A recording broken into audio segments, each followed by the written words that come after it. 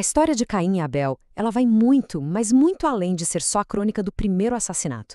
Na verdade, é uma meditação profunda sobre a alma humana, sobre a natureza do verdadeiro culto a Deus. É aqui que começa um combate espiritual que vai ecoar por toda a história da humanidade.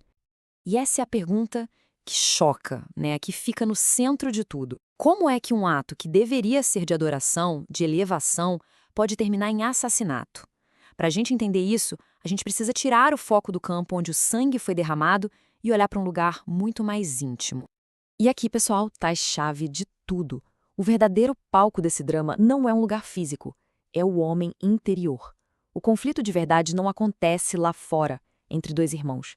Ele acontece dentro do coração de um deles. É nessa arena da alma que a tragédia toda se desenrola. Vamos ver como isso acontece. Então, vamos lá. Tudo começa com um ato de adoração. Caim e Abel oferecem sacrifícios. Mas esses sacrifícios não são só rituais, não são só formalidades. Eles são, na verdade, um reflexo, uma manifestação externa do que estava acontecendo por dentro de cada um. E é isso que se torna o gatilho de todo o drama. E para entender por que Deus age da forma que agiu, a teologia nos dá uma ferramenta fantástica: o conceito de recta intentio, ou, em bom português, a reta intenção. A ideia é simples, mas é profunda. Não importa só o que se oferece, mas por que se oferece. A qualidade do coração vem antes da qualidade do presente que se dá. E aqui a gente consegue ver essa diferença lado a lado. De um lado, Abel. A vontade dele está ordenada para Deus, está voltada para Deus. Por isso ele oferece o melhor que tem, dos primogênitos e da sua gordura. É um sinal de reverência, de fé, de humildade. Do outro lado, Caim. A vontade dele está desordenada. Ele oferece dos frutos da terra de um jeito genérico, sabe? Só para cumprir uma obrigação com uma atitude de autossuficiência. Percebe? A adoração de um é encontro, é comunhão. A do outro é só cumprir tabela, um formalismo vazio. É importante entender isso. A rejeição da oferta de Caim não é a causa da queda dele. Na verdade, ela só revela um problema que já estava lá, escondido.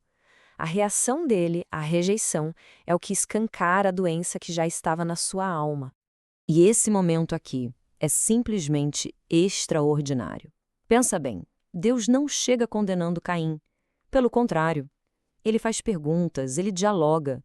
É um convite para que Caim olhe para dentro de si mesmo, para que ele confronte as paixões, a raiva, a inveja que estavam tomando conta dele. É quase uma intervenção terapêutica divina. O assassinato, então, não foi uma coisa de momento, um impulso. Foi o ponto final de uma escalada. Começou com uma oferta sem coração. Isso abriu a porta para a inveja, que é a tristeza pelo bem do outro. Essa inveja virou uma ira cega, que fez Caim rejeitar o conselho do próprio Deus. E o passo final foi a consumação do mal, o fratricídio. Foi um processo, não foi um acidente. E aqui chegamos num ponto central de tudo, o livre-arbítrio. Deus usa uma imagem fortíssima, né? O pecado é como um animal selvagem, agachado na porta, pronto para dar o bote. Mas a palavra final é de Caim. Deus diz claramente: tu deves dominá-lo. A responsabilidade é dele. O pecado pode seduzir, pode tentar, mas ele não determina a nossa escolha. Bom, o crime aconteceu. E a resposta de Deus é uma coisa impressionante. Uma obra-prima de equilíbrio, que consegue tecer juntas, de uma forma que só Deus consegue, a justiça mais perfeita e uma misericórdia que a gente nem consegue sondar.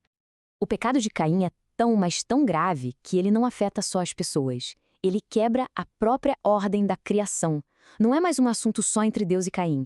A própria terra, que foi forçada a beber aquele sangue inocente, se torna uma testemunha de acusação. E esse clamor não é só uma figura de linguagem, não. É a realidade de uma harmonia que foi estraçalhada. A sentença de Deus, então, tem esses dois lados. A justiça é a consequência lógica do pecado. Caim quebrou o laço com o irmão, então ele é exilado da comunidade. Ele manchou a terra, então a terra não vai mais lhe dar seu fruto. Mas aí, bem no meio dessa justiça toda, quando Caim teme pela própria vida, surge a misericórdia. Deus intervém e coloca nele um sinal de proteção. E esse ponto aqui é fundamental, e muita gente entende errado. A famosa marca de Caim não é para humilhar, para apontar o dedo, é o contrário, é para protegê-lo. É um ato divino que chega para quebrar a espiral da violência, para ensinar para aquela humanidade que estava nascendo que a vida é sagrada e que a vingança pelas próprias mãos não tem lugar. É a misericórdia em ação, limitando o estrago do pecado. Mas a história não acaba com Caim, de jeito nenhum. Ela se expande e mostra como esse primeiro ato de violência vai dar origem a duas trajetórias, dois projetos de civilização que vão percorrer toda a história humana. E o contraste entre as duas linhagens é gritante. A descendência de Caim, o fratricida, se foca em construir cidades, em desenvolver artes, tecnologia. É uma civilização baseada na autossuficiência humana, mas alienada de Deus. Já a linhagem de Sete, que veio para substituir Abel, se define de outra forma. O foco deles é o culto a Deus. É a linhagem que redescobre a coisa mais importante, invocar o nome do Senhor. E o ponto mais baixo, o ápice da decadência da linhagem de Caim chega com Lameque. Ele compõe uma canção se vangloriando da própria violência, prometendo uma vingança 77 vezes maior. É uma inversão total da misericórdia de Deus. E esse número 77 não é à toa. Séculos depois, Cristo vai usar o mesmo número para falar exatamente o oposto, não da vingança, mas do perdão. Mas e Abel? A história dele também não termina ali, no chão. A tradição cristã sempre olhou para Abel como o primeiro mártir justo, uma figura que aponta para alguém muito maior.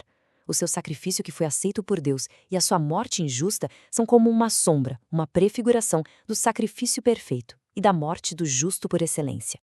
E aqui, pessoal, a gente chega no coração da leitura cristã dessa história. O sangue de Abel, derramado na terra, clama por justiça. Mas a Epístola aos Hebreus nos diz que o sangue de Cristo fala uma palavra muito melhor. O sangue de Cristo não grita por vingança. Ele sussurra ao Pai uma palavra de misericórdia, oferecendo salvação para todo mundo, inclusive para os descendentes de Caim. No fim das contas, essa história milenar de Caim e Abel acaba se tornando um espelho para nós, hoje. Ela nos obriga a olhar para dentro e fazer a pergunta que importa. Na arena da nossa própria alma, nesse nosso combate espiritual, que altar a gente está construindo? E que legado a gente está forjando? O caminho da autossuficiência ou o caminho do coração que invoca o nome do Senhor?